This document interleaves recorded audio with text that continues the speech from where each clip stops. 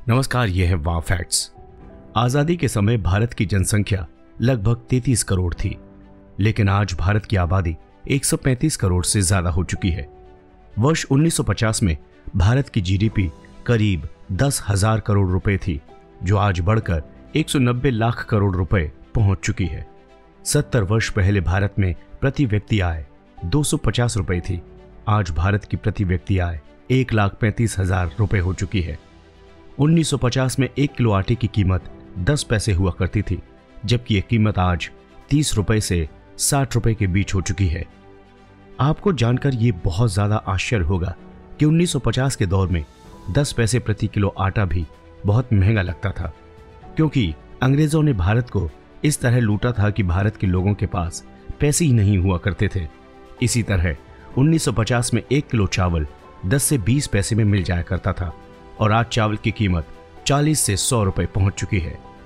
उस दौर में लोग शहरी यातायात के लिए तांगा और बैलगाड़ी का इस्तेमाल किया करते थे। दिल्ली जैसे शहर में मात्र 10 रुपए में कई किलोमीटर तक की यात्रा की जा सकती थी, लेकिन आज मेट्रो का युग है, जिसका किराया 10 रुपए से लेकर 70 रुपए तक हो चुका है। 1950 के दौर में मनोरंजन के बहुत कम साधन हुआ करते थे। फिल्म देखना एक महंगा शौक माना जाता था।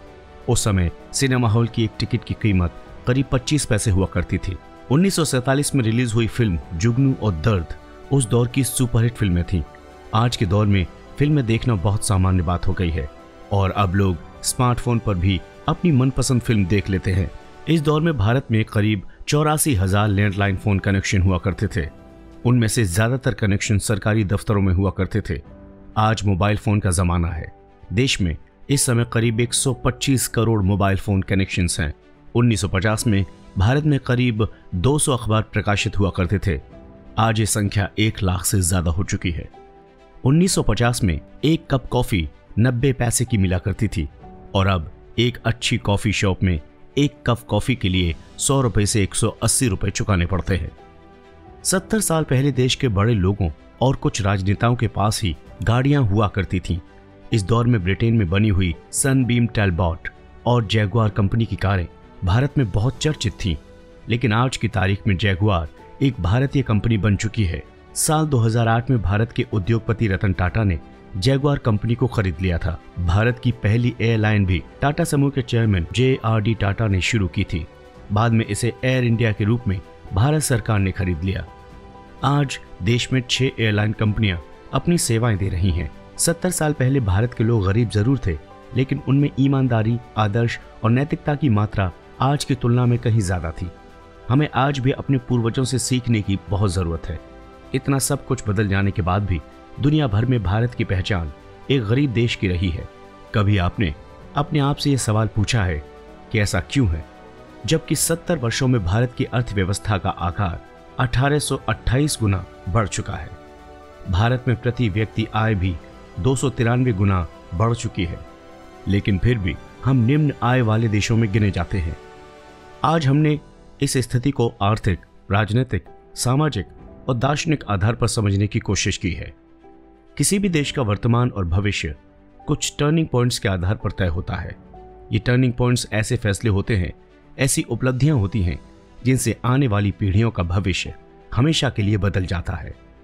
भगवान बुद्ध के जीवन में भी ऐसे ही कुछ टर्निंग पॉइंट्स आए थे, और इन्हीं टर्निंग पॉइंट्स ने उन्हें सिद्धार्थ से बुद्ध बना दिया था। उन्होंने सारा ऐशो आराम और राजपाट छोड़ दिया और सत्य की खोज में निकल गए। वो ये जानना चाहते थे कि जीवन के उन दुखों में कैसे मुक्ति मिल सकती है। आज से 56 साल पहले 1964 में एक मशहूर पुस्तक का प्रकाशन हुआ था। इस पुस्तक का नाम था ज़ोरबा द ग्रीक। ज़ोरबा इस पुस्तक के मुख्य किरदार का नाम है, जो सारी सुख सुविधाओं का आनंद उठाता है, ऐशो आराम के बीच रहता है और भविष्य की चिंता नहीं करता। ये दोनों कहानियां हमने आपको इसलिए बताई क्योंकि आज के भारत को आधा बुद्ध और आधा ज़ोरबा बनने की जरूरत है। भारत के पास कभी बहुत बड़ी बौद्धिक संपदा और ज्ञान का भंडार हुआ करता था, इसलिए भारत को विश्व गुरु माना जाता था। लेकिन फिर एक लंबा दौर ऐसा आया जब हमारे देश पर पहले बाहर से आए मुसलमान आक्रमणकारियों और फिर अंग्रेजों ने शासन किया। लेकिन भारत ने शायद लंबे वक्त इस गुलामी की चिंता नहीं की, और नतीजा ये हुआ कि विदेशों ने भारत को लूट लूट कर एक गरीब देश बना दिया। हमें स्वतंत्रता के महत्व का अंदाजा हुआ। हमने इसके लिए लड़ाई शुरू की तब बहुत देर हो चुकी थी। अंत में हमें स्वतंत्रता भी बहुत सारे समझौते करके हासिल हुई। भारत को अपनी जमीन का 30% हिस्सा पाकिस्तान के निर्माण के लिए देना पड़ा। 1700 तक दुनिया की जीडीपी में भारत का हिस्सा करीब 24% हुआ करता था, जो 1952 में घटकर 3.8% रह गया। इसलिए आज हमारे देश को और देश के लोगों को पहले जोरबा के रास्ते पर चलना होगा, यानी खुद को समृद्ध बनाना होगा, सारा वैभव हासिल करना होगा, सुख सुविधाएं जुटानी होंगी, और फिर जब हम ये सब कर लेंगे तब हमें बुद्ध बनने की चिंता करनी होगी। वाह फैक्ट्स में आज के लिए बस इतना ही। वीडियो कैसा लगा जरूर बताएं। नमस्कार।